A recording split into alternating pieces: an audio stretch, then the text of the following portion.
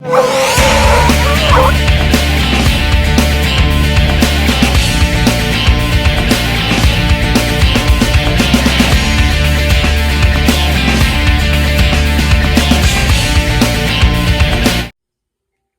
morning. I'd like to welcome everyone to my video this morning. And we're going to talk this morning a little bit about dog collars, IDs, construction of collars, and so forth. Nature's kind of played a cruel hoax on us here. It's the second week of our cat season. Everything as far as snow has disappeared here in Maine. And it looks like week number 3 is going to be the same way. With approximately 2 inches of rain coming in tomorrow, we're probably not going to be doing any cat hunting. So I'm going to take the time to talk about these dog collars and why it's so important to use them. This morning I'd like to talk about one of the most important things that we sometimes overlook, and that's simply the dog collar. Now, each and every one of us either have or will have a phone call saying, hey, did you lose a dog? Or I have your dog. If it hasn't happened to you yet, it certainly will. Well, the only way that you're going to be able to be contacted is through a phone number, preferably a cell phone number, on the dog collar. I know there's chips that we can use, but unfortunately, unless that dog gets to a receiver at a vet establishment someplace, we're probably never going to get the chip read. So it's very important that we get that phone call from someone who's found our dog.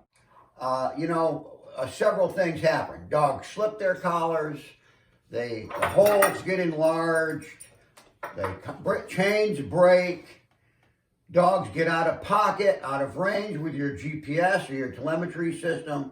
There's 101 different reasons why a dog gets in the woods, out of pocket, and not recoverable except by someone else. And when that someone else recovers that hound, it's very important that they know who to contact. Now, today in the world of cell phones and signals, a lot of times you don't have a cell signal, or the person who finds the dog doesn't have a cell signal. So in my opinion, it's very important to have 2 phone numbers on the collar.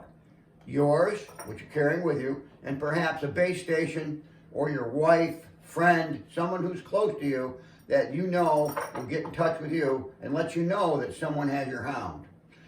Dog collars come in all kinds of configurations. I have my own idea of what a dog collar should look like and how it should fit a dog and how it should be constructed. Now, you can buy dog collars from 100 different vendors. The point is, it would be better if you could have it constructed. Now, the construction of the collar is this way. I like to use multiple rivets. And the reason I do that is that's the weakest point on a collar. Both I use O-ring and a D-ring. And I put multiple rivets on each.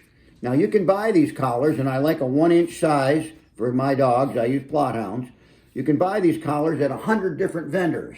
But you may be able to contact one vendor who will construct a collar to your satisfaction. They're big dogs, they're strong dogs, and these multiple rivets will sometimes keep a collar from coming apart. Another thing I'd like to talk about is the holes that are in the collar. Might seem insignificant. Normally they're punched. I recommend you take something hot, a needle, a small nail or screw, heat it up and burn the inside. That'll prolong that hole so that it won't stretch out and again cause the collar to come unscrewed. D-rings and O-rings are both important because what happens here is I put the O-ring on when I'm tethering a dog and the D-ring when I'm either leashing him or putting him in the dog box. The O-ring will, if the dog is on a chain, will roll and keep the collar from coming off and the dog to escape. So that's important. That's the construction of the collar. If those dogs are hooked to a chain and are doghoused, in many cases that's what we have to do, I like to double collar them so that they do not slip a collar. And I like to have my name and phone number on both collars. Okay, that's important. I also now have started using telemetry collars, which I haven't been using in the recent past, I haven't been using them. When I tether them outside, I also have a telemetry collar on them at all times with a 2-year battery. And that way, if something happens, the dog gets off that chain, I can still find them. These dogs are worth thousands of dollars. We spend a lot of time and money on preparation, dog boxes, trucks, food, vet bills, and everything else. It's important that we don't overlook the simplest and least expensive item in our toolbox, which is the dog collar. Thank you very much for watching my video. I hope you never lose a dog. I hope none ever escapes. But if they ever do, I hope that maybe these hints of using two phone numbers will help you in the future of recovering your animal. I want to thank you for tuning into my video, and I hope you found it informative. Don't forget to subscribe to my channel and click on the bell for some future updates that we're going to have of our upcoming cat season. Thank you.